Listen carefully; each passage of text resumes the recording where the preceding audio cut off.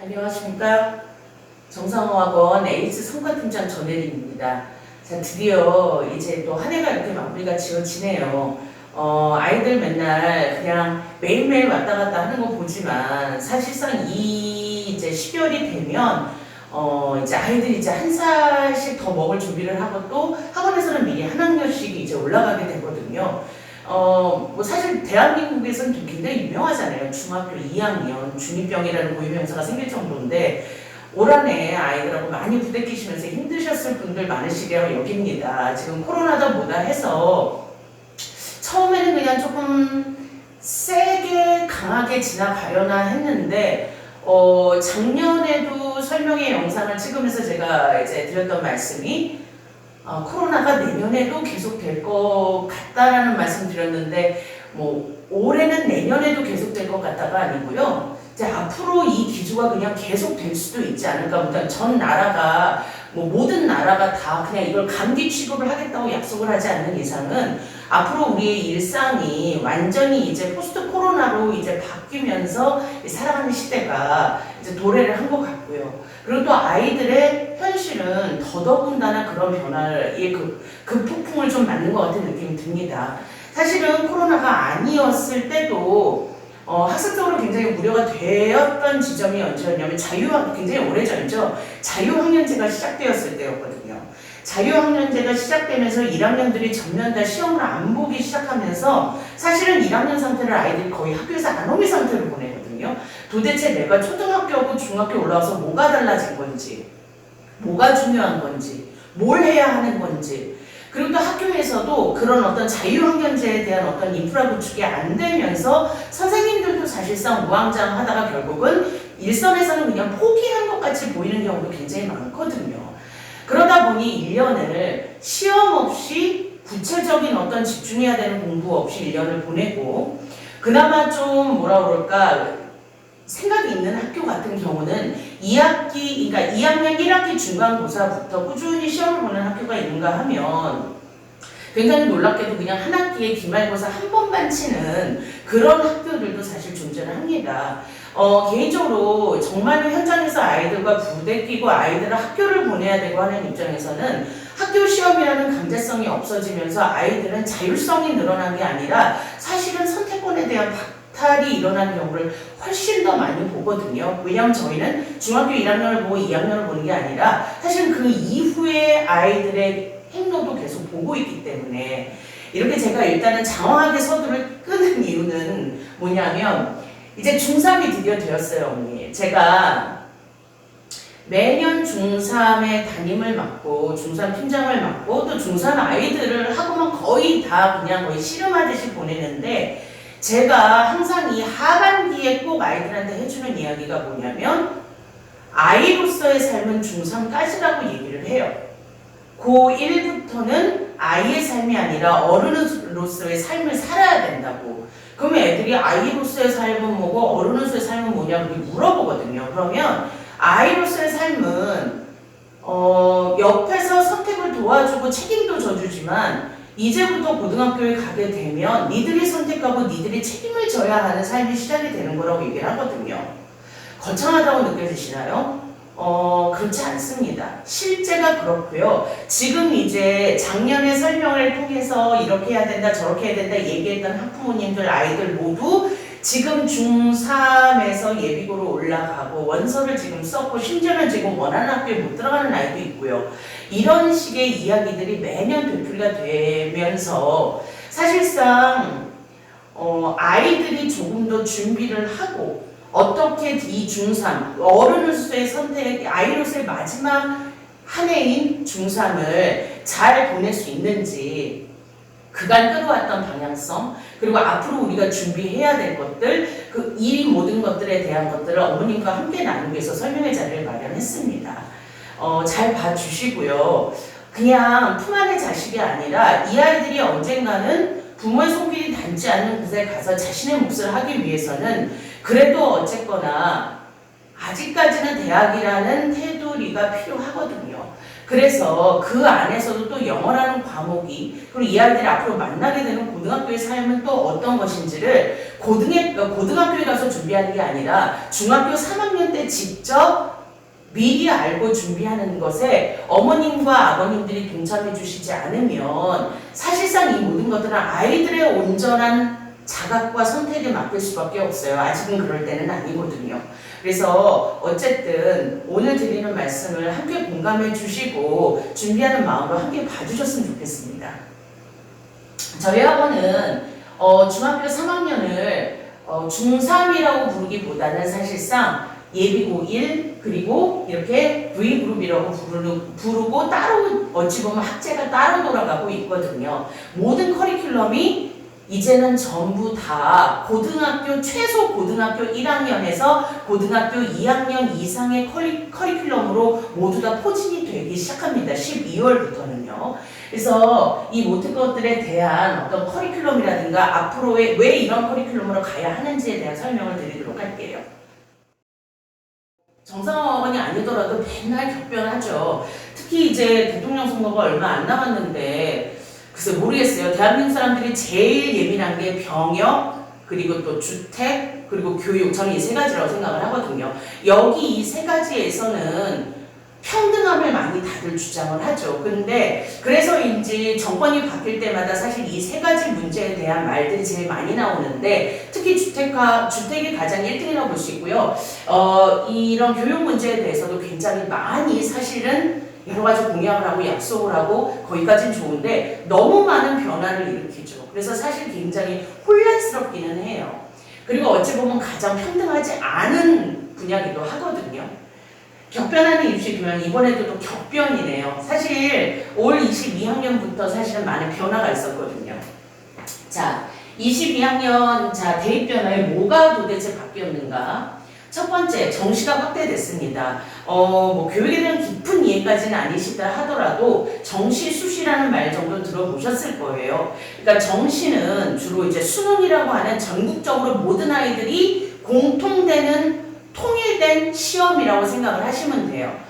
그리고 수시가 있죠. 수시는 말 그대로 학교별 내신이라고 생각하시면 되고요. 지금까지는 굉장히 수시가 굉장히 높은 비율로 득세고 지금도 여전히 비율은 높습니다만 수시보다는 이제는 정시를 통해서 통일된 기준의 시험을 보는 것에 대한 수능에 대한 확대가 올 한 해부터 비율적으로 많이 늘어나고 확대가 됐다라는 거, 이 점이 있고요. 네. 내신 강화라고 나와 있죠. 네, 수시입니다. 물론 이 수시 부분에서도 정시가 확대되면서 수시가 그럼 확 쪼그라들었느냐 그건 아니고요. 수시도 여전히 강세입니다. 하지만 그 수시의 어떤 지금까지 내신의 흐름과 조금 다른 어떤 결의 변화가 일어났다는 것을 또 알려드리겠고요. 조금 있다가. 그 중에서도 이제 영어가 사실상은 절대평가의 기준을 시작한 과목인데 그래서 사실은 초반에는 그 이해가 없을 때는 영어에 대해서 굉장히 다들 안심하고 조금 나쁘게 말하면 우습게 보면 돼요. 90점만 넘으면 되지. 근데 사실 그것에 스며있는 이 지금까지 한 이 절대 어떤 그런 등급의 그런 절대평가에 대한 어떤 그런 것에 있어서 이제부터는 좀 연수가 쌓였거든요. 어떤 변동이 있는지 그리고 영어가 어떻게 발목을 잡을 수 있는지에 대해서도 설명을 드리겠습니다.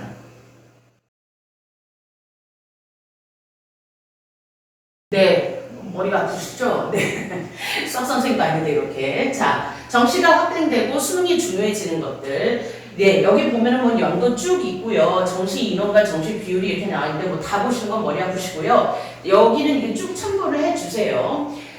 이 정시 비율이 점점 조금 약간 내려가는 추세였다가 갑자기 22년도에 있어서 갑자기 이렇게 거의 치솟듯이 올라갔죠. 그 비중이. 자, 이것은 어디를 통계로 하는 것이냐면 서울대, 연세대, 고려대를 통계로 하는 것입니다. 뭐 스카이라고도 하고 우리나라 이제 최고 빅3 대학이죠. 왜냐하면 이 세 대학의 경향이 굉장히 중요한 것은 사실 중하위권 대학 같은 경우는 그렇게 영향을 받지 않는데 사실은 중상위권 그리고 우리 흔히 말하는 주요 대학 이 10개 정도는 이 세 학교의 경향을 따라 가는 경우가 굉장히 많거든요. 그래서 뭐 이 세 학교에 가면 너무 좋고요. 가지 않더라 하더라도 이 경향을 알아야 전체적인 경향이나 동향을 파악할 수 있는 데 굉장히 많은 도움이 됩니다. 자, 그래서 22년에, 자, 여기 한번 보실까요? 이걸 이제 수치화한 건데, 20년의 정시 비율은 20.9였고요. 그 다음에 21년도의 정시 비율은 23.5였죠. 근데 이제 22년도에 되면서 정시 비율이 갑자기 14% 정도가 뛰기 시작합니다. 그래서 37.1%라고 해서 거의 40%에 육박하는 기준이 되어버리는데요.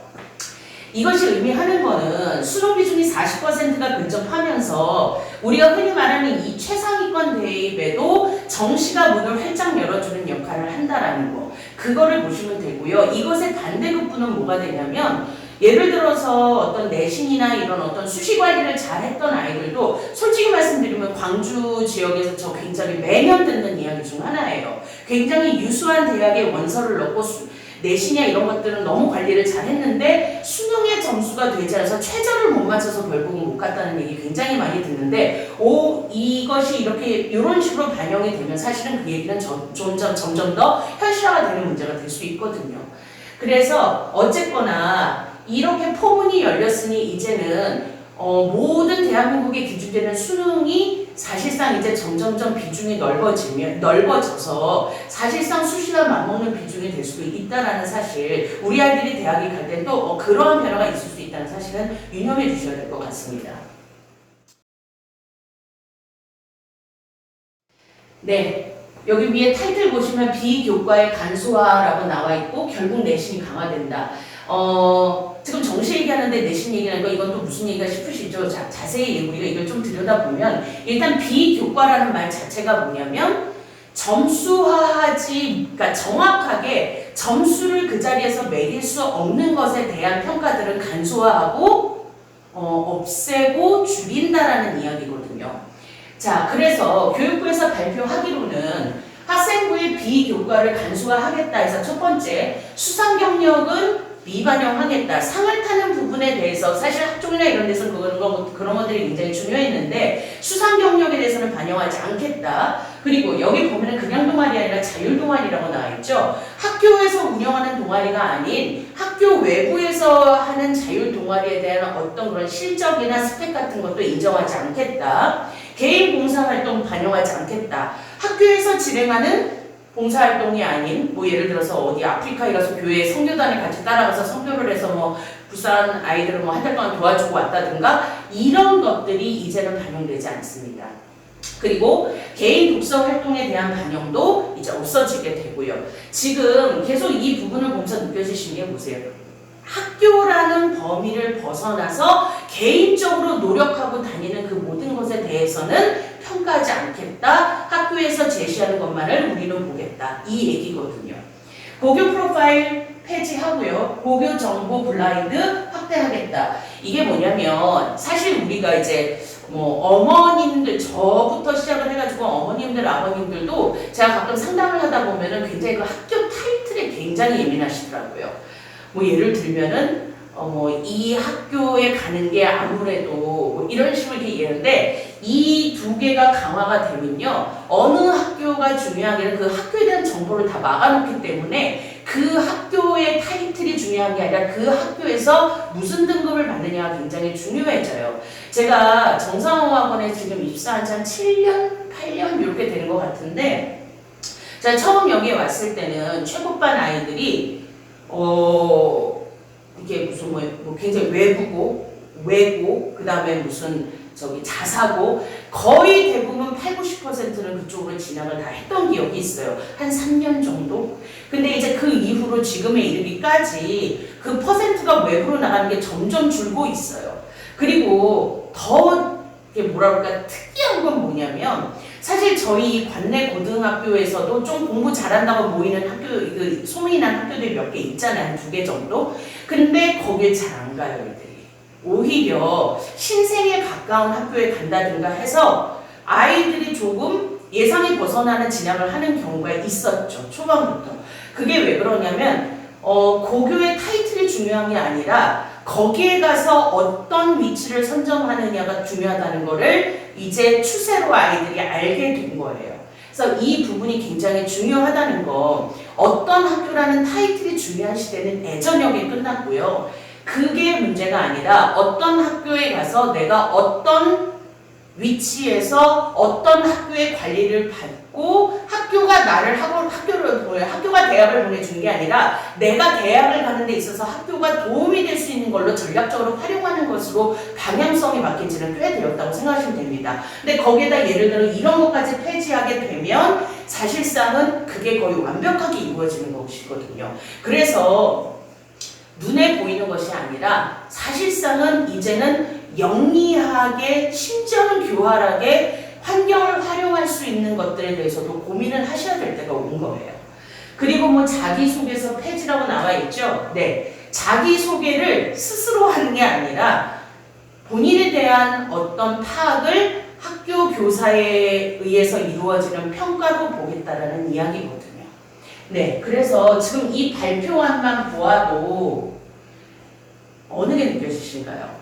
지금까지 어찌 보면은 굉장히 자유롭게, 굉장히 주관적으로 판단할 수밖에 없었던 것들을 다 없애고, 이제는 명확하게 학교의 기준으로 수치적으로 볼 수 있는 것. 하지만 거기서도 학교의 이름조차 가리겠다라는, 나름의 어떤 기조나 중심이 보이기는 합니다.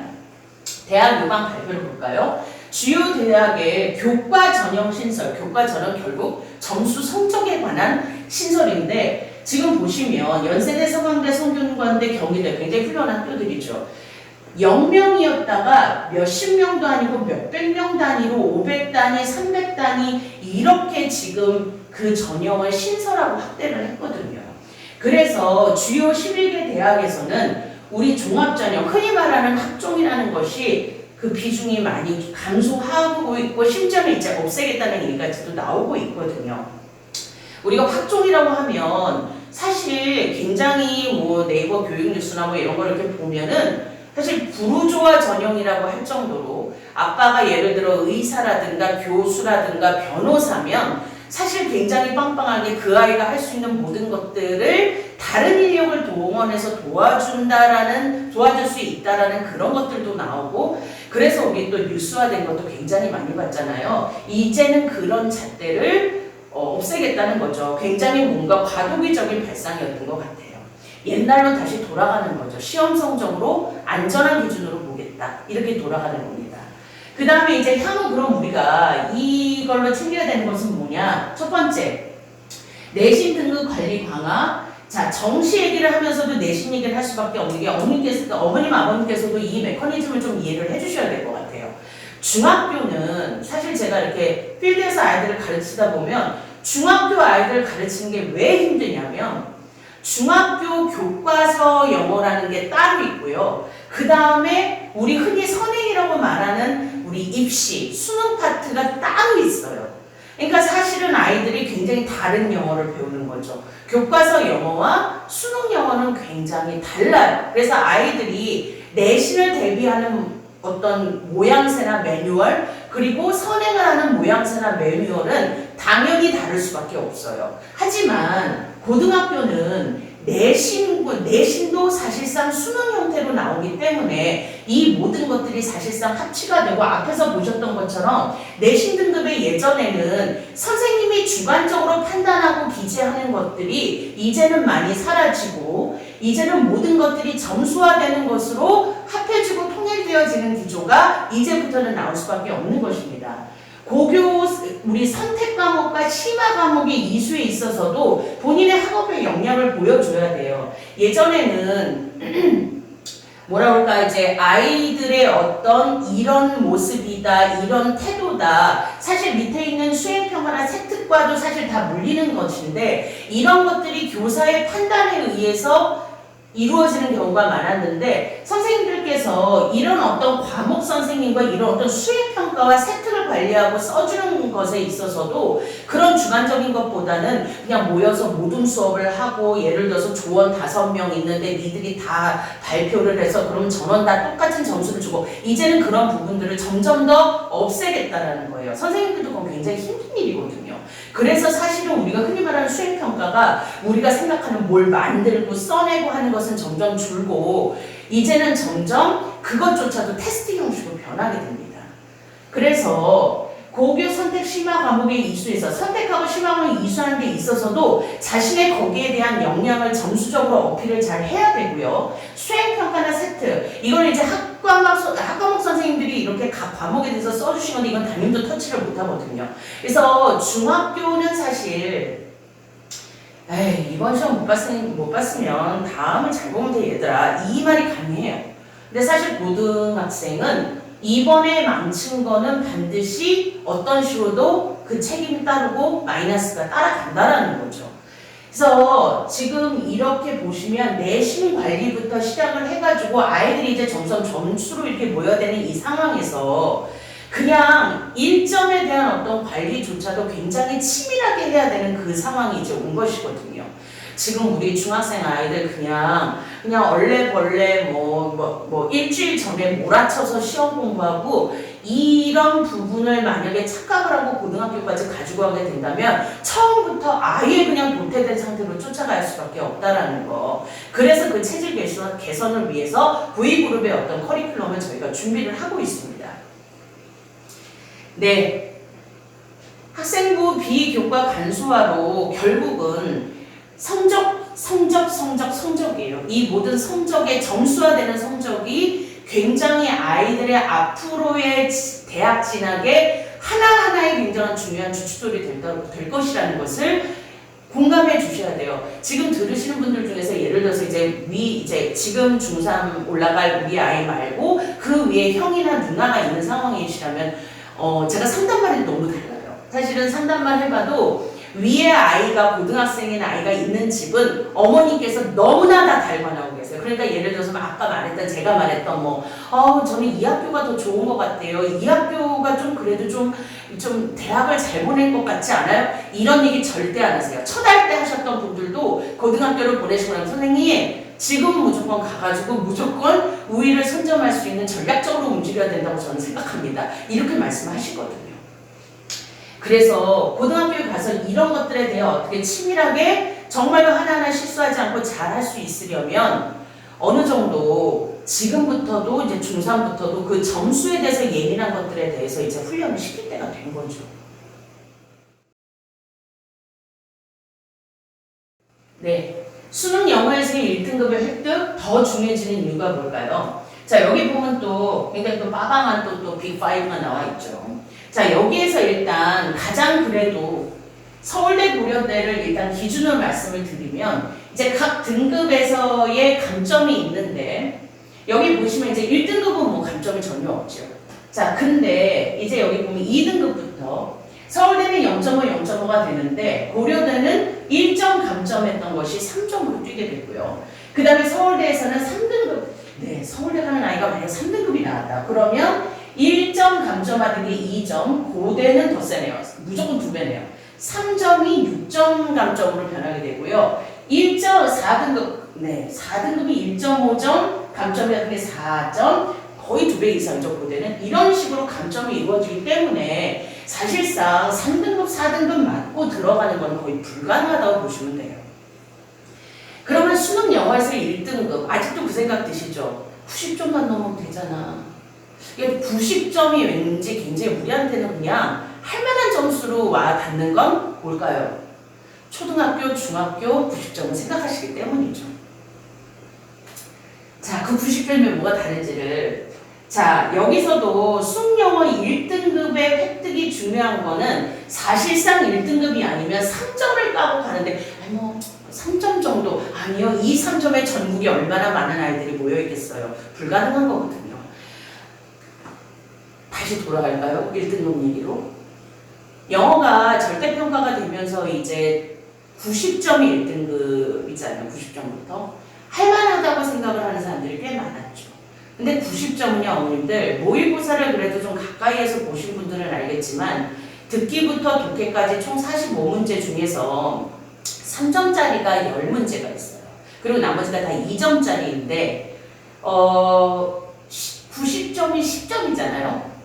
솔직히 말씀드리면 애들 현장에서 모의고사 이렇게 채점하면 애들 틀리는 거 2점짜리 잘 안 틀려요. 그러니까 물론 저 지금 말씀드린 건 중상위권 이상을 말씀을 드리는 거예요. 중상위권 아이들 거를 모의고사를 이렇게 하다 보면 2점짜리는 잘 안 틀려요. 뭐 많이 맞네? 이러다가 갑자기 틀리면 어김없이 3점이에요. 3점짜리가 3개를 틀리면 9점이죠.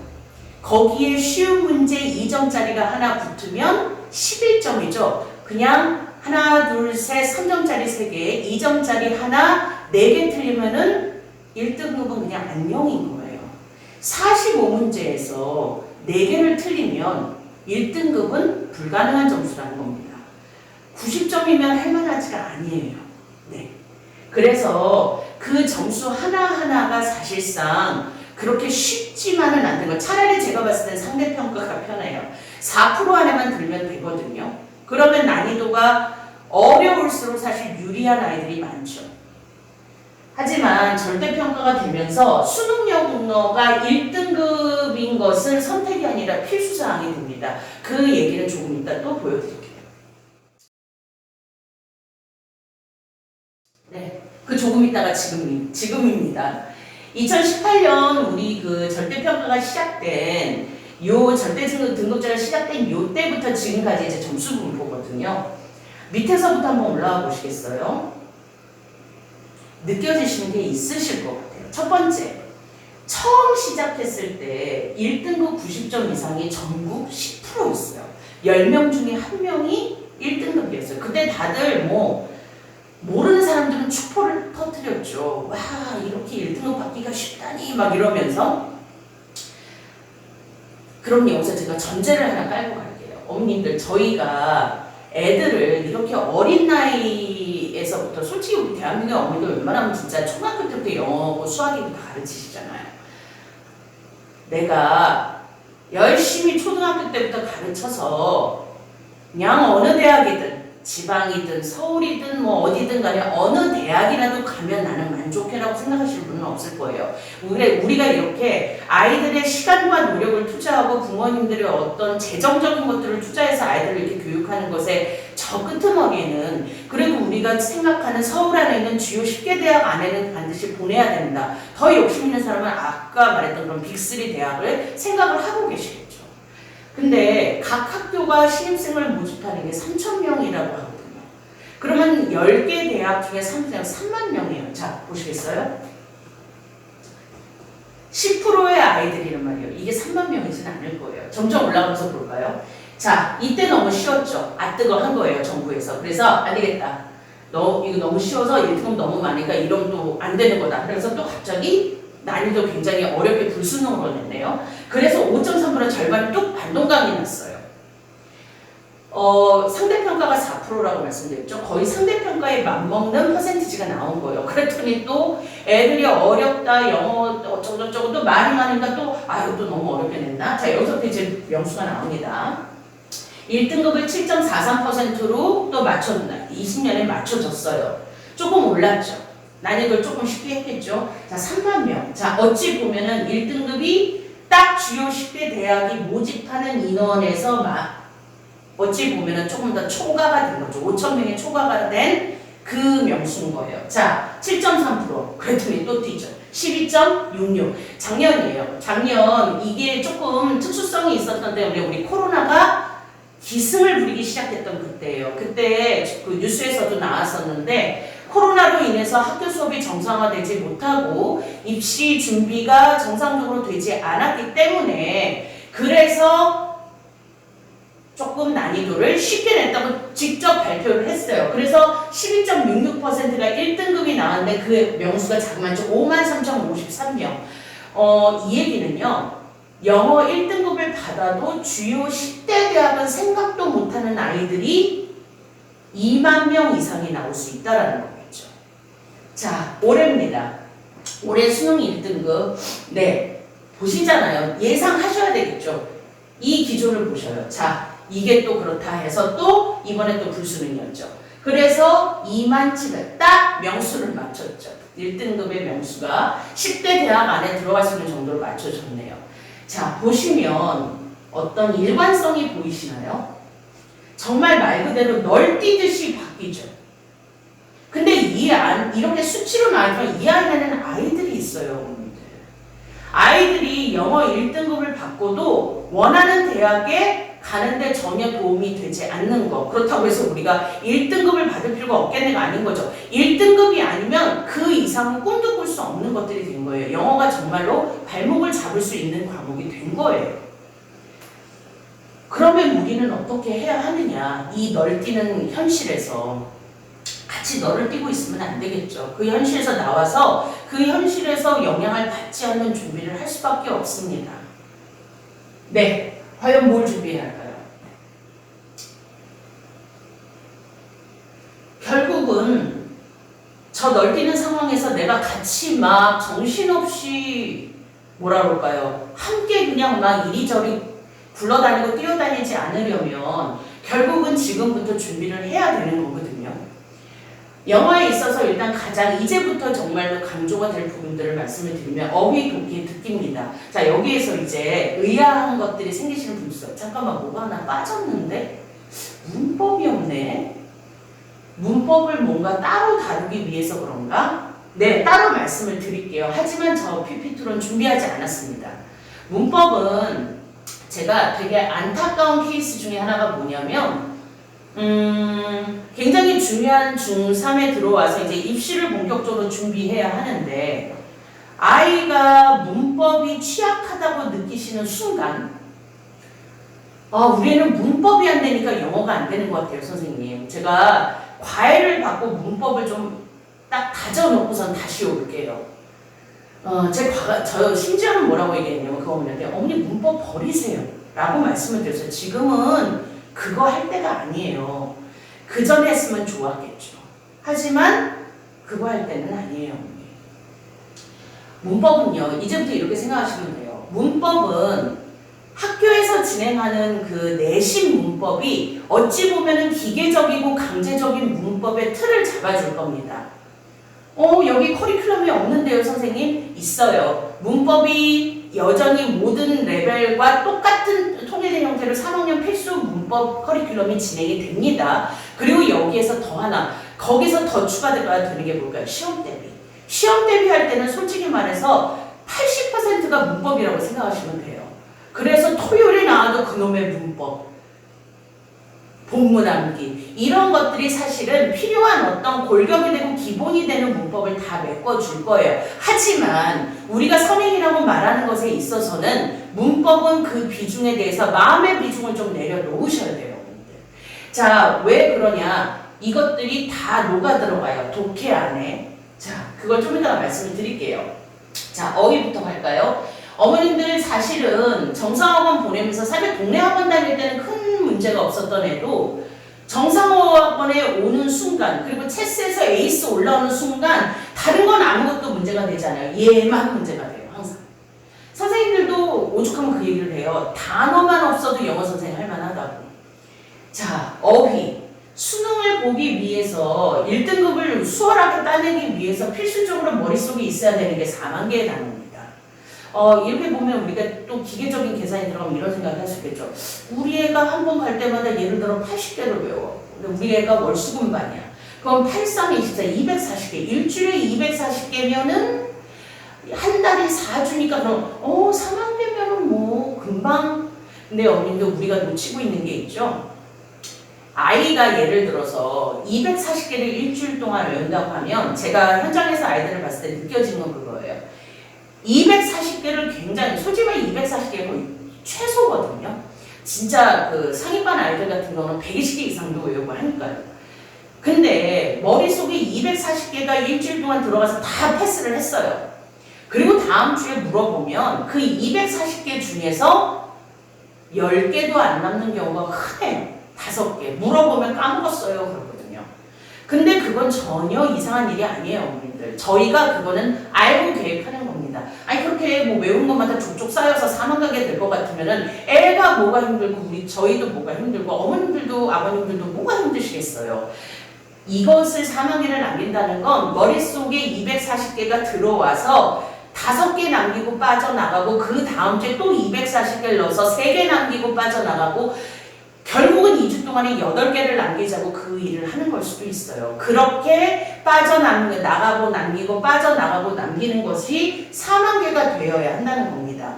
그래서 부탁드리는데 아이의 어떤 저희가 이제 문자가 가잖아요. 패스 페일에 대해서 너무 예민하시지 않았으면 좋겠어요. 왜냐하면 저희가 어머님들께 시험지를 보내드리는 게 아니라 결과만 보내드리잖아요. 저도 담임반이 있어서 관리를 하는데 이 어휘가 굉장히 지난한 싸움이라는 걸 알아요. 왜? 이렇게 지루하고 지난한 싸움이라는 건 굉장히 중요하기 때문에 쉽게 얻을 수 없기 때문에 그렇거든요. 뭐냐면 아이들 이제 채점한 시험지를 이렇게 보면은 F2인데 저번에 30문제에서 18개 틀렸던 애가 오늘은 9개를 틀렸어요. 그러면 저 애한테 전화해서 그 얘기해요. 너 오늘도 F2인데 너 오늘 너무 잘했어. 네, 조금만 견디면 되겠다. 엄마들한테는 똑같은 F2지만 현장에서 보는 선생님은 물론 굉장히 보는 잣대가 다르거든요. 아이가 발전하고 있는 거예요. 다만 F2인 거예요. 이런 어떤 싸움에서 어머니께서 우리 애는 맨날 단어 시험만 보면은 힘들다고 그러고 뭐 맨날 페일이 나오고 그래서 나도 속상하고 애도 사기가 떨어지고 그렇게 쉬울 것 같으면 이 공부가 왜 그렇게 어렵겠어요. 다시 말씀드리지만은 영어를 가르치는 데 있어서 가장 어려운 게 바로 단어거든요. 그래서 정말로 그 품을 갖추지 못한 학원이 가장 먼저 타협하는 것도 단어예요. 어머니들. 그냥 10개씩 외워.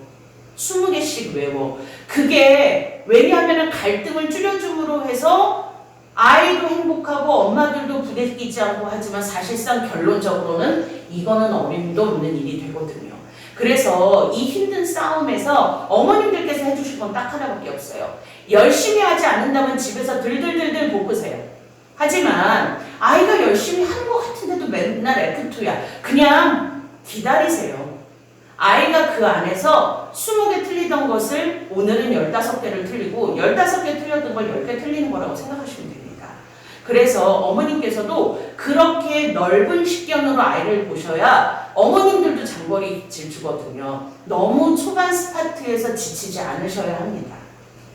어휘는 계속 따라다녀요. 그리고 제가 좀 팁을 드리자면 제가 학원 강사한 지가 30년 가까이 되지만 그러면 모든 어휘를 다 알 것 같아서 아니요. 저 수업 준비 안 하면 애들 앞에서 단어 가지고 망신당할 수도 있어요.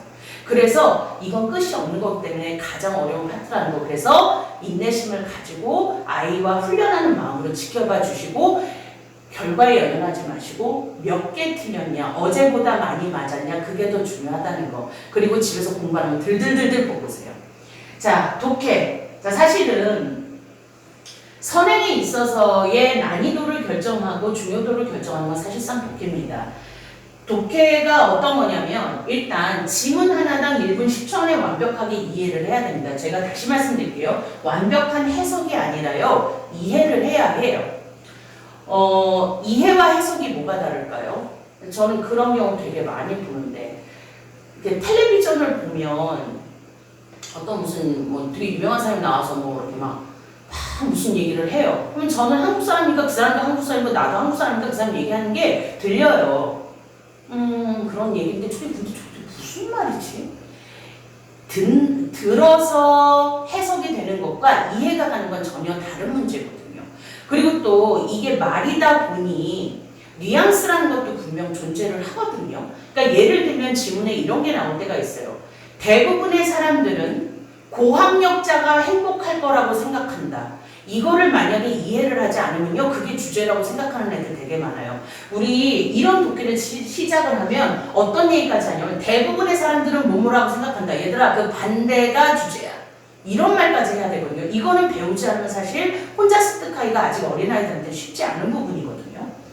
지문 하나당 1분 10초 안에. 자, 이 부분이 뭐냐면 제가 가끔 저희가 이제 중3 때 이제 칼같이 이제 중3이 올라오면서 이제 1월달부터 이제 모의고사를 시작을 하게 되는데, 그때 이제 드리는 말씀이 12월이나 1월달에 모의고사 시작하면 그 전에 반드시 이제 어떤 어머니께서 저한테 무슨 말씀을 주시냐면, 우리 애 집에서 내가 모의고사를 풀려봤더니, 그래도 1등급은 나오더라. 그런데 그때 제가 굉장히 조심스럽게 말씀드린 게, 어머니 그거는 점수로 인정하기가 힘들 수도 있어요. 라고 말씀을 드려요. 왜냐하면, 이게 그냥 본인이 되게 편안한 자기 방에서 귀 딱 정확하게 시끄러운 거 없이 딱 막아놓고 듣기 듣고 문제 풀고 이렇게 그냥 푸는 거는 점수가 아니에요.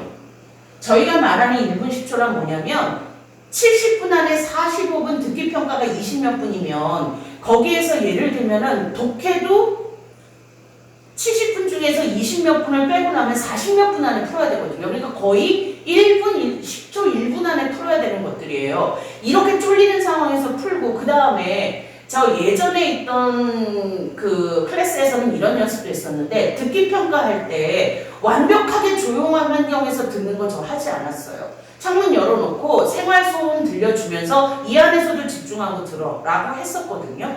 그래서 정해진 시간 안에 문제를 풀고 심지어는 1등급이 나와야 되는 상황이기 때문에 혼자 되게 편안한 상태에서 시험 보는 거는 실전이라고 할 수가 없습니다. 이것을 저희가 다 이제 리딩을 하고요. 기초학술 지식이라고 나와 있죠. 스토리가 아니에요. 저희 뭐 스토리북 읽고 올라온 아이들도 그러고 하는데 솔직히 말씀드리면 저희가 이제부터 아이들이 볼 그런 독해는 스토리는 하나도 거의 없다고 보시면 돼요. 다 설명이고 뭐 보시면 정치, 경제, 문화, 사회, 역사 이것들에 대한 어떤 이게 지식이 있으면 유리하고 없으면 배워야 돼요. 그래서 사실 아이들한테 가끔 이제 고등학교 지문 같은 거 이제 2, 3학년 거 지문 하다가 제가 가끔 굉장히 어려운 지문은 영어 빼고 한글 지문만 보여줄 때가 있어요. 이거 한번 읽어봐. 애들 읽죠. 그리고 정말 다 같이 하는 얘기가 뭐예요? 선생님 무슨 얘기인지 모르겠어요. 한국말인데도. 이걸 영어로 읽어야 되는 거거든요. 얼마 전에 제가 1학년 상위반에서 1학년이에요. 지금 이제 2학년 올라가는 중학교 1학년 상위반에서 독해 수업을 하는데 그때 뭐가 나오냐면 애덤 스미스의 보이지 않는 손 얘기가 나왔어요. 혹시 지금 들으시는 분 중에서 애덤 스미스의 보이지 않는 손이 혹시 뭔지 아시나요? 자유경제의 기반이 되는 철학이거든요. 경제학이고 그 사람이 굉장히 그 자유경제에서는 굉장히 시초가 되시는 분이잖아요. 제가 그 얘기를 했어요.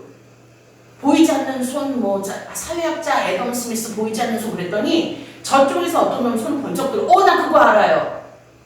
그래? 뭔데? 그랬더니 옆에 있는 애가 웃으면서 손이 왜 안 보여? 막 이러는데 내가 딱 하는 얘기가 그러니까 아이 말로 하는 거예요. 근데 정확하게 얘기하더라고요. 그냥 이익을 추구하는 사람들끼리 모여가지고 자기네들끼리 그렇게 시장을 많이 형성해서 뭘 하면 정부가 간섭 안 해도 된다 그런 거 아니에요? 너 그거 어떻게 알았어? 저 그거 만화책에서 봤어요. 그랬더니 옆에 있는 애들은 뭔 소린가 하더라고요. 걔는 지금 애덤 스미스 나오는 순간 그거를 딱 생각을 하니까 이제부터 이 글이 나오겠구나. 그런 아이는 단어가 딸려도 독해가 되겠죠. 해석이 중요한 게 아니라 이해가 중요하거든요. 오히려 이런 경우는. 그래서 큰일 났네. 우리는 만화책도 안 보는데 걱정하시지 마시고요. 강제로라도 영어 시간, 독해 시간에 이걸 배우게 될 겁니다. 그래서 이런 부분에 대한 조금 더 심화된 훈련이 들어간다고 생각하시면 되고요. 듣기요.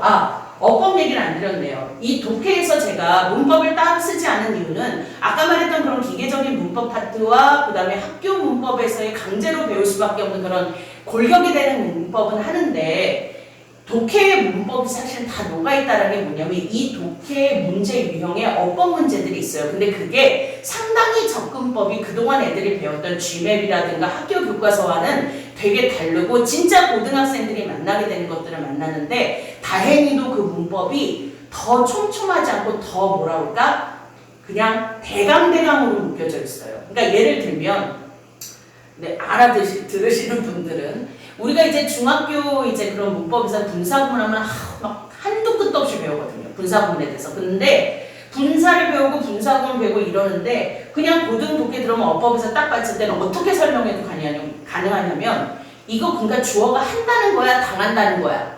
당한다는 거예요. 그럼 PP야. 이런 식으로 갈 수 있는 것들이 있어요. 그래서 제가 아까 왜 극단적인 예로 어법 버리세요, 문법 버리세요 했던 이유가 뭐냐면 이제부터는 그런 실질적인 문법을 익혀도 크게 늦지 않기 때문에 그렇거든요. 그리고 솔직히 우리 대한민국 사람들 한국어 하면서도 내가 지금 주어를 얘기했으니까 동사는 맨 나중에 얘기하고 목적어를 얘기를 했으니까 이렇게 생각 안 하잖아요. 그냥 말로 나오는 거잖아요. 이제는 그런 어떤 글로 보고 글로 이해하고 글로 추측하고 글로 눈치채는 그런 영어를 하고 어법은 그 안에 녹아들기 때문에 어법에 대해서 너무 집착 안 하셨으면 좋겠어요. 이건 정말 제가 충심으로 드리는 말씀입니다.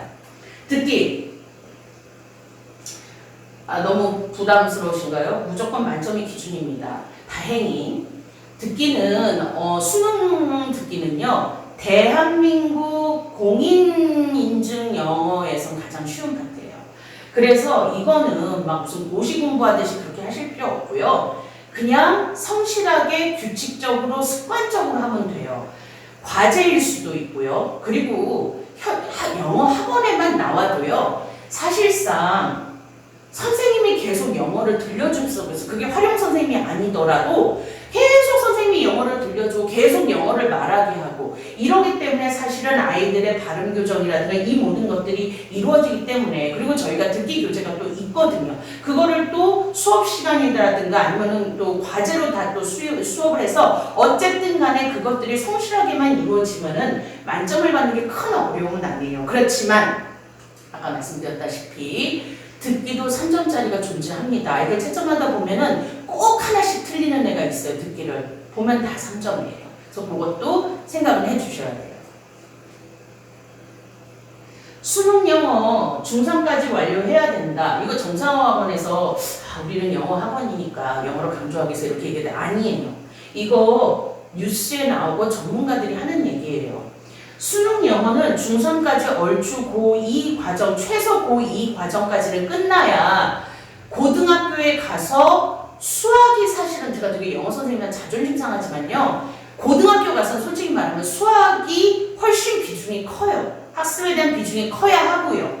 그래서 중3까지 영어를 끝내놔야 고등학교에 가서 영어 공부할 시간을 떼어서 수학에 투자를 할 수 있고 그렇다고 영어 공부를 안 하는 건 안 되겠죠. 왜냐하면 영어는 그냥 방심하면 그냥 손가락 사이로 줄줄 빠지는 그런 과목이거든요. 중3까지 완료를 해야 이 영어를 해놓은 것이 수학의 날개를 달아줄 겁니다. 그래서 저희가 중3까지는 수능 영어는 얼추 끝내야 된다. 그래서 일단은 저희가 중하위권 아이들 같은 경우는 고1 영어까지는 무조건 섭렵할 수 있게 1등급 섭렵할 수 있도록 저희가 커리큘럼을 리딩하고 있고요. 중위권 이상인 아이들, 사실 중위권은 왜 얘기를 드리자면 중위권이냐 솔직히 말하면 하위권이냐 상위권이냐의 어떤 그런 색깔들이 반반이 있거든요. 그래서 이 중상위권 아이들 같은 경우는 사실상은 고2 그리고 최고반 같은 게 VM 같은 경우는 고3 영어까지도 사실은 섭렵할 수 있어야 되는 상황이 되거든요. 그래서 이 부분에 대해서는 오바가 아니에요, 어머님들. 오바가 아니라 현실입니다.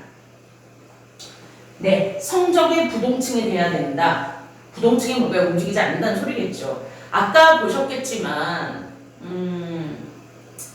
대통령이 바뀌면 또 뭐가 바뀌고 또 작년에 시험이 쉬웠다고 사람들이 뭐라 하니까 이번에는 어렵게 내고 또 이번에 또 어렵다고 뭐라 하니까 다음 그러니까 결국은 아이들을 위한 게 아니라요. 그냥 제가 봤을 땐 포퓰리즘 같은 느낌이 들 때도 되게 많아요.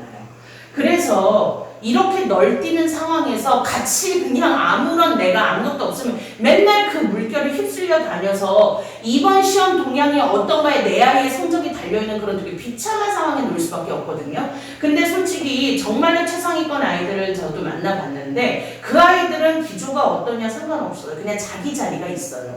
이것이 되려면 그것은 저절로 되는 게 아니라 굉장히 어린 나이부터 노력을 하고 노력을 한 그 배경에는 항상 아이들의 마인드도 그렇게 담겨져 있다는 거. 이거는 어머님들께서 아버님들께서 그리고 온 식구들이 다 도와주어야 하는 것입니다. 물론 선생님들은 현장에서 돕고요. 네. 갑자기 뜬금이 없어서 깜짝 놀라셨죠? 제가 이제 나름 학원 경력이 조금 되다 보니까 요즘 부모님들하고도 세대 차이를 조금 많이 느껴요. 나는 우리 애가 행복했으면 좋겠다는 얘기를 되게 많이 하세요. 젊은 어머님들이 실수로. 그러니까 이게 성적을 다루는 선생님 앞에서 이 얘기를 하실 땐 제가 되게 갈등이 생겨요. 선생님 저는 우리 애가 그렇게 스트레스 받으면서 공부하길 원치 않아요. 아, 네. 저는 우리 애가 성적 얼마 나와도 상관없어요. 그러면 이해가 가요. 근데 저는 우리 애가 그렇게 스트레스 받으면서 하는 건 싫어요. 그런데 그런 분들이 진급고사나 이런 데 되면 굉장히 반에 대해서 좀 예민하게 하실 때가 있거든요. 제가 말씀드리는데 성적뿐만 아니라 우리 살아봐서 알잖아요. 귀한 것을 얻는 데 있어서 행복하게 얻는 경우는 참 많지 않은 것 같아요. 저도 이렇게 오랫동안 학원 강사를 하면서도 애들 앞에서 수업을 한번 서기 위해서는 주말에 굉장히 어찌 보면 스트레스 되게 많이 받으면서 공부를 해야 되거든요. 근데 저같이 경력이 많고 공부하는 데 습관이 드는 사람도 그럴진데 아이들이 행복하고 즐겁고 그러면서 힘든 것 없이 수월하게 원하는 걸 얻는다는 것에 대해서는 좀 한번 고민을 좀 해주세요. 물론 그렇다고 애를 불행하게 만들고 막 애를 사지에 몰아넣고 공부를 시킨다는 게 아니라 적어도 아이들이 공부를 하면서 배워야 되는 건 내가 원하고 좋은 것을 얻기 위해서는 희생이 필요하고 잠깐 하고 싶은 걸 내려놔야 되고 하고 싶은 걸 하는 게 아니라 해야 하는 것을 해야 된다. 이런 생각을 가질 수 있도록 밖에선 선생님이 돕고 집에서는 어머님 아버님들이 도와주셔야 될 것 같습니다. 행복하게 하는 것의 기준이 다른 것 같아요. 말이 좀 길어집니다만 제가 고등부를 했을 때 되게 잊혀지지 않는 상처가 있는데 그게 뭐냐면 그 아이가 되게 고등학교 1학년까지도 너무 정신을 못 차렸어요. 그래서 정말 막 새벽마다 전화해서 막 싸우고 달래고 막 별짓을 다 했는데도 애가 되게 뭐랄까 학습적인 자질이 좋은 아이임에도 불구하고 정신을 못 차리고 노력도 안 하고 맨날 이상한 헛짓거리를 하고 그랬었어요. 근데 걔가 고등학교 2학년 중반쯤인가 이제 철이 든 거예요. 근데 그때는 이미 너무 늦어버렸던 거예요, 사실은. 그러니까 어른으로서, 선생으로서 저한테 그때 가장 큰 상처가 뭐였냐면 본인이 날개가 이제 겨우 나오기 시작했는데 하고 싶은 게 생기는데 그거를 못하게는 되는 상황이니까 그 날개를 자기 손으로 꺾어야 되더라고요. 아니, 물론 그것만이 답은 아닐 수 있겠지만 그냥 제가 봤을 때는 본인이 스스로 할 수 없다 결정하고 포기하게 하는 것을 보게 하는 게 되게 힘들었던 것 같아요. 행복이 뭔지를 생각해야 될 것 같아요. 지금의 행복인지 나중의 행복을 위해서 지금의 행복을 보려 하는 것인지 이제 정말 심각하게 함께 고민할 때가 온 것 같습니다. 네, 같은 얘기죠. 우리 이제 낭만을 버리고 현실을 인식하도록 아이들한테 이야기해 주세요.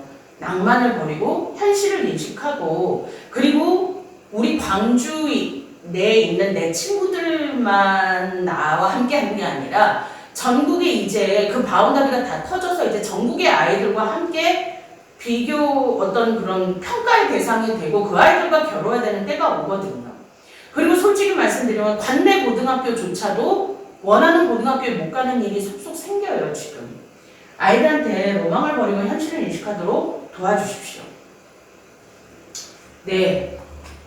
이 말 들으면 이렇게 딱 이렇게 거부감 느끼시는 분이 있다는 걸 알아요. 사실 저도 광주에서 이제 저도 학원 강사를 한 건 정상어반 처음이고 그 전에는 분당에도 있어봤고 서울에도 있어봤고 수지에도 있어봤고 사실은 진짜 되게 굉장히 교육적으로 센 곳에서도 있다가 여기 왔을 때 조금 놀란 것들이 되게 많았어요. 학교 내신도 너무 달랐고 너무 쉬워서 깜짝 놀랐고 그보다 더 놀랬던 건 약간 다른 나라에 온 것 같은 초반에 그 느낌이 들었어요. 그러니까 생각하는 게 저쪽 사람들 생각하는 것과 여기는 되게 뭔가 이렇게 순진한 생각들을 많이 하는구나라는 생각이 들어서 되게 제 스스로 위기감을 많이 들고 더 애들을 들들 볶았던 기억이 나는데 지금은 굉장히 많이 나아졌어요. 그때 생각을 하면 지금은 다들 의식들이 그래도 많이 깨신 분들도 많고 아이들도 그렇긴 한데 적어도 제가 이거를 마인드로 가집시다가 아니라 정상어학원이 좀 유명하잖아요. 좀 유난스럽죠. 유난스럽게 애들 들들들들 학습적으로 괴롭히고 너무 막 유난스럽게 막 모든 것들에 대한 룰을 세우고 근데 어른들 그것에 대한 것들이 사실은 이 바깥에서는 이미 다들 그렇게 하고 있었어요. 그래서 어쨌거나 저희 바운더리 안에서 그래도 오랫동안 그것을 잘 훈련한 아이들은 특별히 무슨 대치동이라든가 이런 데를 가지 않아도 그렇지 않아도 이 마인드로 공부를 하고 있고 그 실적도 나오고 있습니다. 뭐 예를 들어서 아이들 뭐 정말 고등학교 뭐 외부 고등학교를 보낸다든가 대학교를 이럴 때 저 정말로 제가 졸업시킨 아이들 중에서 그 얘기 많이 들어서 선생님 다른 거 몰라도 진짜 영어는 제가 얘네들한테는 안 굴려요. 근데 영어는 얘들보다 제가 나아요 어쩔 때는. 그 얘기를 할 때 굉장히 많거든요. 교육 특구를 그냥 우리 스스로 만들면 되는 것 같아요. 거기에 있다고 다 그렇지도 않을 거고. 그래서 어머님께서 어쨌거나 이 많은 학원 중에서 정상학원을 보내주신 거는 나름의 그런 어떤 특별함에 대한 어떤 마인드로 보내주신 거라고 저는 믿습니다. 그리고 저희는 한 해도 그 부분에 대해서 배신치 않고 의심을 하실 수도 있지만은 제가 현장에 있는 사람이라 뻔뻔하지 않은 사람이라 저는 오히려 말할 수 있어요. 정말로 예전부터 지금까지 점점점 강도를 더해가고 사실상 아이들한테 욕을 먹더라도 아이들한테 필요한 것을 제공하기 위해서 정말로 저희 많이 노력하고 있거든요. 네. 그래서 함께 이렇게 준비해야 되는 것들과 인식하는 것에서 조금 더 아이들도 중요하지만 선생님들의 말씀에 좀 귀를 기울여 주시면 아이들이 조금 더 갈피를 잡기가 쉬울 것 같습니다. 네, 이미 시작되었습니다. 지금 이게 왜냐면요. 그러니까 저 사람이 이제 학원에서 저렇게 막 부익으로 설명을 하는 거 보면 이제 뭔가 이제 막 화이팅하고 시작하려나 보다 그런데 아니 그렇진 않아요. 이미 시작이 되었습니다. 자, 네, 이게 무슨 막 굉장히 정신 없으시죠? 예, 이게 사실은 뭐냐면 여기 체스부터 시작해서 쭉 중학교, 고등학교까지의 커리큘럼이고 로드맵이에요. 일단 그 생각은 해주셔야 될 것 같아요. 저도 뭐 학원 강사 짬밥을 이 정도로 먹었는데 사실 이 학원만 다니진 않았을 거 아니에요. 사실 어학원이 약간 중학교에서 고등학교 넘어가는 맥이 끊기는 거는 거의 99%고요. 제가 봤을 땐. 초등학교에서 중학교 올라오는 것도 거의 불가능한 데를 많이 그러니까 거의 어학원은 초, 중이에요. 고는 거의 본 적이 없어요. 근데 저희 학원은 정말로 너무나 감사하고 은혜롭게도 초등부터 고등까지가 아이들이 쭉 연결이 되죠. 이렇게. 자, 그래서 사실상 여기서 시작한 아이가 쭉 거쳐서 여기까지 가려면 여기서 시작한 아이들이라 하더라도 6년 그리고 여기서 시작한 애들은 적어도 10년 가까이를 걸어와서 여기에서 이제 뭔가 빛나는 것들을 얻어내기 시작하고 사실 그게 사실 몇 년 전부터 시작이 됐거든요. 믿고 맡겨주시면 될 것 같습니다. 자, 여기 보시면 여기 쭉 레벨이 있는데 자 2학년이니까 여기서부터 볼게요. 우리 C라인이었던 아이들은 VC가 되고요. B라인이었던 아이들은 VH그룹이 되고요. H4였던 우리 학생들은 VSH요. VSH는 사실상 VS에 가깝다고 보시면 돼요. 그리고 PA라인이었던 학생들은 VS, A라인이었던 학생들은 VA, 그리고 최상위 MA였던 학생들은 VM으로 편제가 됩니다. 그래서 이 V 타이틀을 달고 가고요. 다른 점이 있다면 각 학년이 학기마다 이렇게 넘버링이 달라졌었죠. 1, 2, 3, 4 이렇게. 근데 V그룹은 이렇게 그런 넘버링 없이 그냥 1년을 요 명칭으로 가게 되고요. 여기서 조금 더 다른 얘기를 드리면 제가 지금도 잘 적응이 안 되는 게 뭐냐면 저희가 이제 진급고사를 보잖아요. 근데 진급고사는 그냥 이 학기를 안전히 마치고 무사히 다음 학기로 넘어갈 수 있느냐 없느냐의 개념인데 이게 묘하게 레벨 테스트 같은 그런 어떤 뉘앙스를 많이 주는 것 같더라고요. 근데 그렇게 따지자면 V그룹은 1월달부터 모의고사를 보게 되거든요. 빠르면 12월이고 보통 이제 매년 봤을 때 빠르면 12월 이제 그리고 평균적으로 1월 이렇게 이제 맞춰지게 되는데 왜냐면 이제 겨울 학기가 늘어나면서 자 이렇게 되는데 얘네들은 사실상 진급고사라고 이렇게 예전 같은 그런 어떤 딱 정해진 진급고사는 없다고 보시면 돼요. 시험 보는 달 빼고 모의고사를 매달 보는 게 사실상 진급고사를 다 쪼개는 것이거든요. 그래서 어쩔 때는 몇 번의 모의고사를 보고 굉장히 발전 속도가 빠른 아이들은 진급달이 아니더라도 물론 교재의 부담이 있기는 하지만 반이 바뀌는 경우도 있어요. 그래서 매달 보는 모의고사 평가가 어찌 보면 다 세분화된 진급고사의 형태라고 생각하시면 되고요. 이미 시작된 여정이라고 지금 말씀드렸던 게 네, 똑같은 얘기입니다. 저희가 그냥 이렇게 하는 게 아니라 SS에서 에이스 넘어올 때 경험하셨던 어머님들은 아실 거예요. 다 이렇게 연계성을 가지고 계획이 된 거고 또 이렇게 중등에서 진행을 하면 또 고등으로 연계성을 가지고 또 넘어가게 될 거고요. 자, 정상어학원 학습의 최종 목표는요. 입시와 통합 영어의 완벽한 훈련이라고 보시면 되겠습니다. 통합이라 함은 사실 우리가 체스에서도 그렇고 활용에서도 그렇고 말로 접근하는 어떤 영어 그런 영어, 부정확하더라도 말로 자꾸 적어서 체득화되는 영어를 배운다면 입시 영어는 정확성을 요구하고 전문성을 요구하는 영어거든요. 그래서 이런 부분에 대해서 모두가 이것들이 다 조화롭게 이루어져서 하나의 어떤 결과물이 나올 수 있도록 완벽하게 훈련하는 영어라고 할 수 있습니다.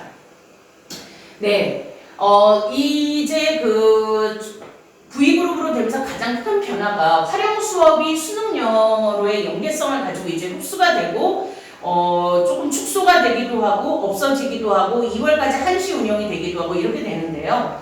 전문적인 주제를 영어로 말하는 동시에 장문의 글로 읽어내는 능력을 체득하게 된다. 왜냐하면 저희 활용이 그동안 했던 활용이 그냥 생활영어 원어민 데려다가 생활영어하는 그 수준은 아니었거든요. 어쨌든 간에 아이들 레벨에 맞춰서 그냥 단순하게 그냥 날씨가 어때? 너는 뭘 좋아해? 여자친구 있어? 이런 영어는 아니었거든요. 다 미국 교과서 기준으로 해서 정상어학원 본원에서 나오는 그런 커리큘럼을 따라가고 있었기 때문에 이제 거기에 플러스 전문적인 주제를 좀 더 강화해서 장문의 글을 이제 읽어내는 것들을 훈련하게 되고요. 아까 말씀드렸던 다양한 분야의 기초학술 지식 습득. 그러니까 뭐 하냐면 우리 애가 책을 너무 안 읽는다 싶으면 독해책 해설집이라도 읽게 하세요. 그럼 그게 아주 좋은 학술지가 될 겁니다. 그래서 거기에서 이제 논리적인 의견을 제시한다라고 돼 있는데 이건 사실 논리적인 의견을 자기가 제시하는 것도 있지만 시험 문제에서 만나는 논리적인 의견은 주제를 담고 있는 지은이의 논리적 의견을 찾아내는 것도 연습이 되거든요. 그래서 이런 것들이 진행이 되게 됩니다. 네, 액션 플랜 보여드릴게요. 네, 저희의 모토는 이겁니다. 우리는 1년 먼저 연습한다. 좋게 말해서 먼저 연습한다인데요. 그냥 우리는 1년 먼저 살기로 결심한 사람들이에요. 아이들도 그렇고. 자, 1월부터 매달 고일봉사. 지금 이 설명회가 오픈되는 건 1월일 텐데, 지금 제가 지금의 12월 25일 크리스마스 지금 이 밤에 와서 이렇게 찍고 있거든요. 그래서 1월부터 매달 고일 모의고사가 실시가 됩니다. 그래서 아까 말씀드렸던 이제 시험 보는 달만 빼고는 1월달 전부터 차곡차곡 모의고사에서 선생님들이 이제 점수 등급 관리 들어가시게 되고요. 참고로 좀 말씀을 드리면 모의고사가 두 가지 형태로 나눠질 거예요. 본원에서는 1년에 2번 본원 모의고사가 내려와요. 그거는 전국에 있는 정상어학원 애들이 다 보는 거거든요. 근데 이제 저희가 좀 자랑을 하자면 저희가 한 2회 연속으로 전국에서 100점짜리가 3명밖에 안 나오는데 그 중에서 2명이 항상 저희 학원이었어요. 2명 그리고 4명 예를 들어서 4명에서 3명은 저희 학원 이런 식이었거든요. 그래서 모의고사에서 관해서라면 정말 어떤 이런 입시적인 어떤 이런 빠르기 이런 걸로 따지면 본원에서도 인정을 하고 항상 모의고사 되면 저희를 먼저 확인을 하거든요. 그래서 그만큼 본원에서 내려오는 모의고사 전국 평가임에도 불구하고 우리 아이들이 유수의 성적을 차지할 정도로 굉장히 좋은 어떤 연습들을 하고 시험을 본다. 본원 모의고사가 있고요. 그거는 이제 유료로 진행이 되고 분석 성적표도 제공이 되고요. 그리고 나머지 달달이 보는 또 그런 것들 2번을 뺀 시험은 이제 저희 자체에서 이제 준비하는 모의고사인데 주로 교육청 그런 모의고사는 아니고요. 사설 모의고사를 보거든요. 그래서 그것들은 응시료 받지 않고 저희가 간이 성적표만 나가게 됩니다. 그래서 어쨌거나 1년에 어떤 점수를 다 하게 되고요. 여기서 조금 더 말씀을 드리면 저희 아이들이 사실 이것 때문에 스트레스를 받는 게 2가지가 있어요. 첫 번째는 점수로 스트레스를 받죠. 그러니까 솔직히 말씀드리면 중3인데도 모의고사 등급이 안 나와서 학원을 끊겠다는 애들도 실제로 있어요. 그리고 그것 때문에 공부하는 데 있어서 되게 힘들어하는 아이들도 있고요. 사실 중3이 할 고민은 아니거든요. 그런데도 그것이 굉장히 아이들한테는 화두가 되고 이제부터는 솔직히 말씀드리면 학교 시험은 들러리고요. 이게 모두 아이들이 어찌 보면은 어머님들과 아이와의 대화에서도 그 학습적 대화에서도 근간이 되셔야 될 정도로 중요해지는 겁니다. 두 번째 아이들이 받는 스트레스가 뭐냐면 학교에 가서 그렇게 애들이 좀 비아냥거린대요. 애들이 아무래도 그 얘기를 하더라고요, 저한테. 학교에 가서 막 이제 정상학원 다니는 애들끼리 너 이번에 몇 점 나왔어? 몇 등급 나왔어? 그러면 옆에 있는 애들이 삐죽거리면서 그러는데 오바 떨지 말라고. 근데 그게 좀 이해가 가요. 왜냐면 저희가 이제 10월달쯤 되면 이제 외부 학원에서 애들이 신입생이 진짜 많이 들어오거든요, 중3은. 근데 V그룹 아이들 신입생을 이제 10월 정도에 받으면 되게 깜놀하는 게 뭐냐면 모의고사라는 것 자체를 한 번도 안 본 애들이 너무 많다라는 거예요. 그러다 보니까 아이들이 그런 어떤 본인의 스트레스가 사실상 정상학원의 문화를 공유하지 않는 애들한테는 전혀 이해받지 못하는 것이 되더라고요. 근데 견디라 해주세요. 그리고 저는 오히려 그런 얘기하면 애들한테 칭찬해요. 그렇게 1년을 먼저 고민하고 준비한다는 게 얼마나 영광스럽고 자랑스러운 일인데 잘하고 있어. 걱정하지 마. 그 얘기를 하거든요. 1년을 먼저 고민한다는 것은 1년의 시간을 버는 거라고 생각을 해요. 아이들 많이 격려해 주십시오. 모의고사 얘기 많이 할 겁니다. 자, 수업 구성은 아까 얼추 말씀드렸던 것에 대해서 이제 조금 이제 이해가 가실 테니까 독해 수업은 60%에서 80%까지 늘어나게 되고 예전에는 그냥 독해를 한 선생님이 이제 진행을 했다면 이제는 독해를 홀수가 담당하는 선생님, 짝수가 담당하는 선생님에서 책 한 권을 하더라도 굉장히 자세히 세분화해서 그냥 빨리빨리 진도를 나가는 게 아니라 굉장히 자세히 하면서 또 하게 되거든요.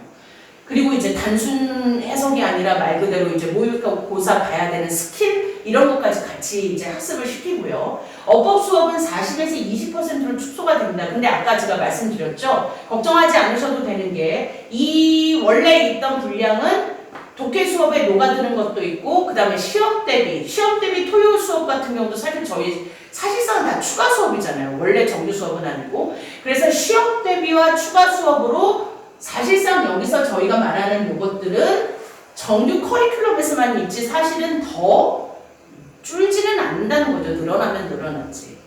듣기. 레벨 특성에 따라서 수업이나 또는 개별 관리 들어가고요. 과제만 충실히 정직하게 해도 듣기는 반드시 늘어납니다. 가장 쉬운 파트예요. 단어, 네. 기초, 심화, 고급, 수능 어휘, 다 수능 어휘예요. 사실 이거는 뭐 중3이 아니라 중학교 2학년 때부터 사실 이건 시작이 된 건데 아까 말씀드렸지만 단어는 네, 수준도 중요한데요. 마인드예요. 그리고 참 신기한 게 도대체 왜 그런지 저는 이해를 못하겠지만 단어가 잡히기 시작하면 다 잡혀요. 참 이상해요. 그래서 저는 그걸 믿고 있는 게 뭐냐면 단어라는 기제가 영어를 변화시키는 게 아니라 단어로 훈련된 것들이 모든 것에 적용이 되는 거라고 생각을 하거든요. 그래서 어머님들 단어에 관해서는 엄격히 보시되 그러면서도 조금 너그럽게 봐주셔야 된다는 거 이거 되게 장기적인 싸움이라는 거 아이들 게으르지만 않게 해주시면 나머지는 저희가 책임진다는 거 그리고 저희한테 맡기시면 된다는 거 이렇게 생각해 주시면 됩니다.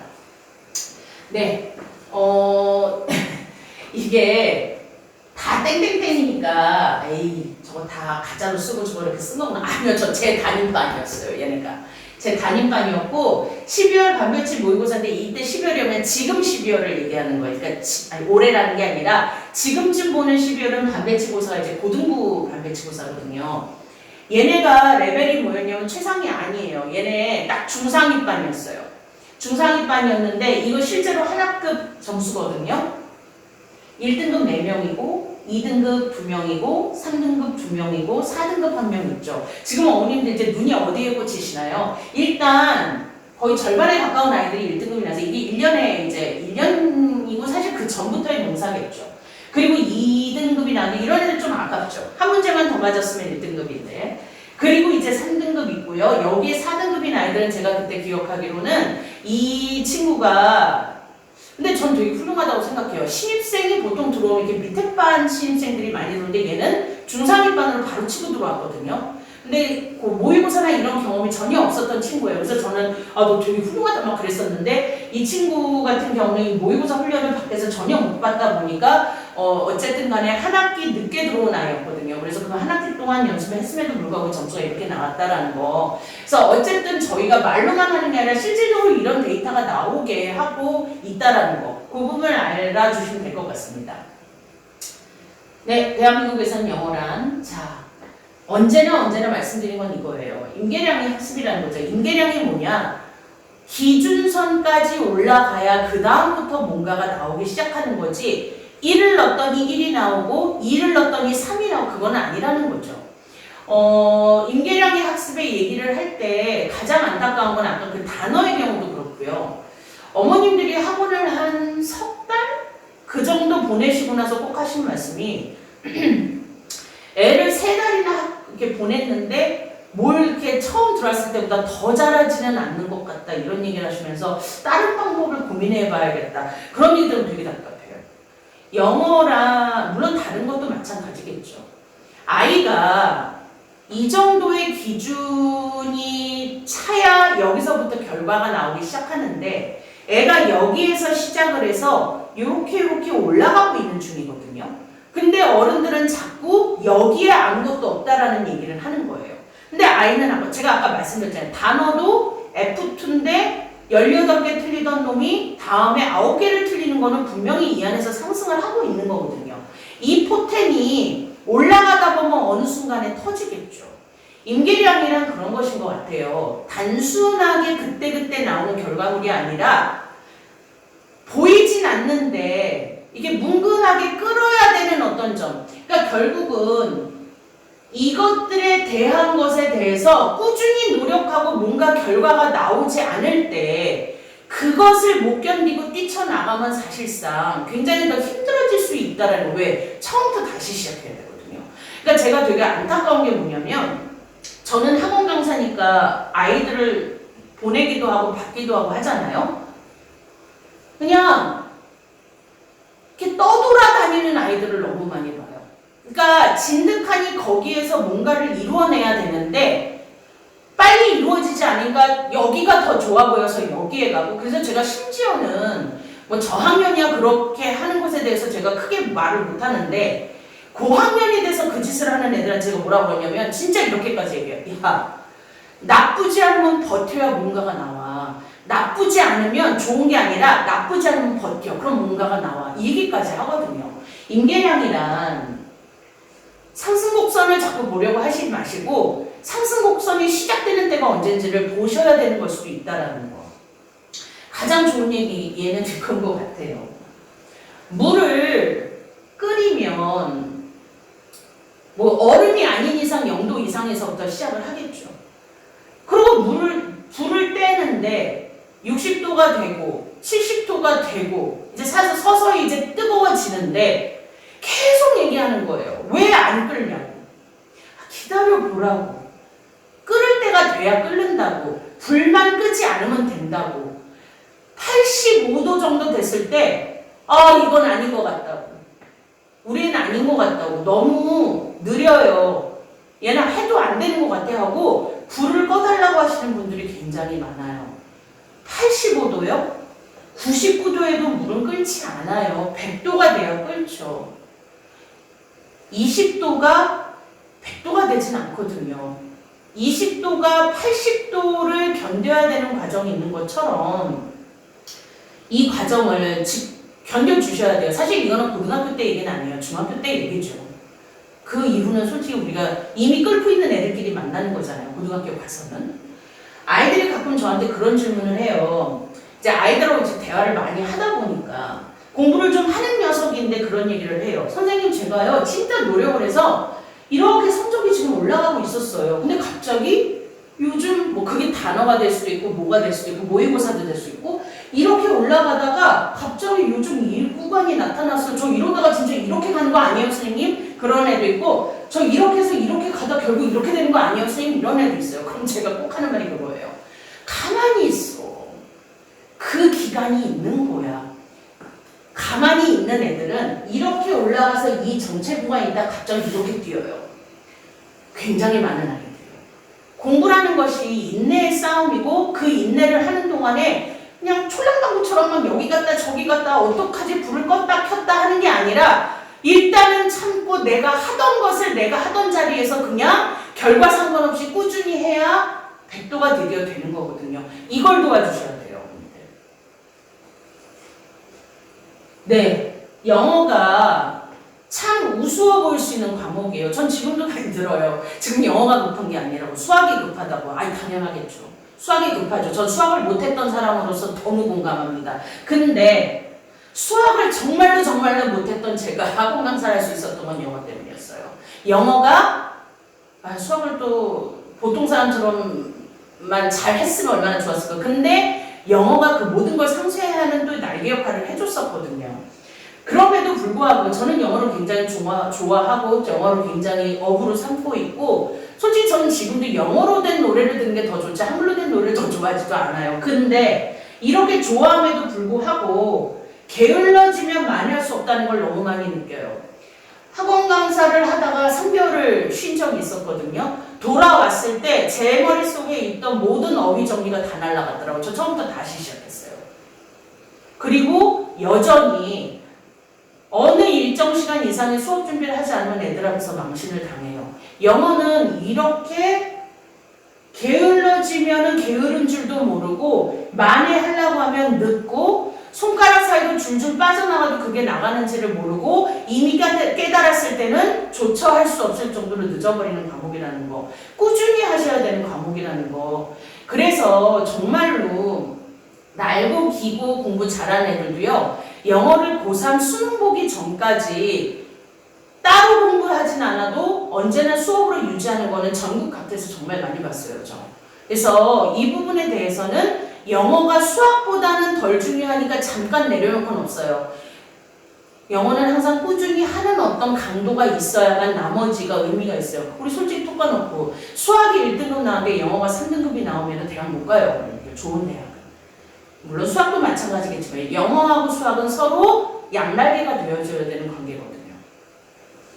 네, 지금 얘기한 거 생각하시면 이거 집가 왜 이 그림을 썼는지 아시겠죠? 불을 떼고 있어요. 지금 물론 보글보글 끓는 건 보여드리지만 불을 떼고 있는 게 중요한 거예요. 왜냐하면 불을 떼고 있으면 반드시 끓는 점은 나와요. 근데 여기 아궁이가 아닌가 봐 불을 끄고 또 가서 항상 이래요. 제 눈에는 그렇게 보여요. 이거 오바가 아니라 여기서 어느 정도 애를 한 80, 70도까지 만들었는데 불을 확 꺼버리고 솥단지를 들고 딴 데로 가세요. 딴 데로 가서 또 딴 데로 바로 가서 불을 떼면 그나마 다행인데 애를 한 3개월 또 놀려요. 그래서 충분히 10몇 도로 만들어 놓고 다시 딴 데 가서 불을 떼시는 거예요. 그리고 여기처럼 활활 타오르게 떼는 거가 힘들면 반드시 화력이 약한 데로 가시게 돼 있죠. 그러면 시간은 더 오래 걸릴 거고 꾸준히 함에도 불구하고 결과는 안 나올 겁니다. 지난하고 힘든 싸움이에요. 공부라는 게 세상 누구한테도 쉬운 일은 아니고 저는 정말 이 나이 먹도록 공부하는데 정말 지금 저한테도 쉽지 않은 게 공부거든요. 아이들한테 그걸 시키기 위해서 설득하고 가르쳐주고 훈련시켜야 되는 부분이기 때문에 어머님들께서도 좀 이 부분에 대해서는 많이 도와주셨으면 합니다.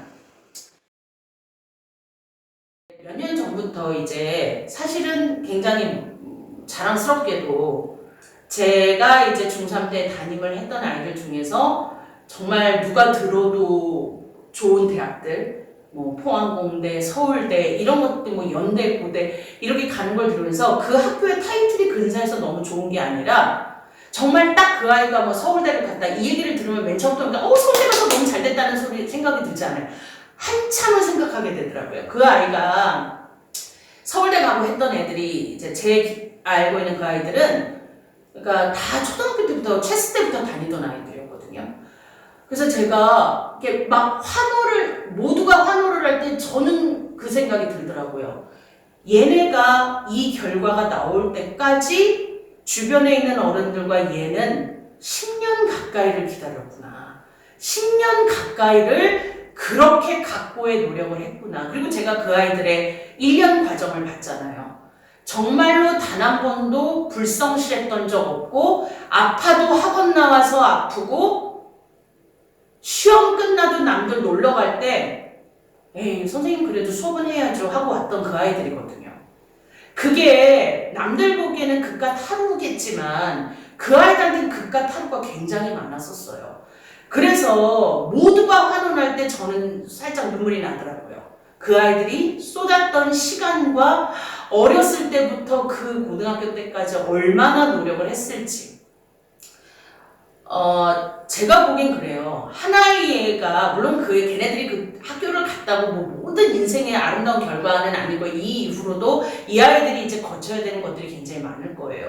하지만, 어쨌거나, 제가 그 아이들이 서울대를 나오고 이랬다라는, 서울대를 가고 포항공대를 가고 연대를 가고 고대를 가는 게 그 학교를 가서 자랑스러운 것보다는 어쨌든 노력을 해서 남들이 인정하고 본인이 원했던 결과를 얻는 게 인생에 있어서 이 아이들한테 가장 큰 축복이고 선물이지 않을까라는 생각이 들더라고요.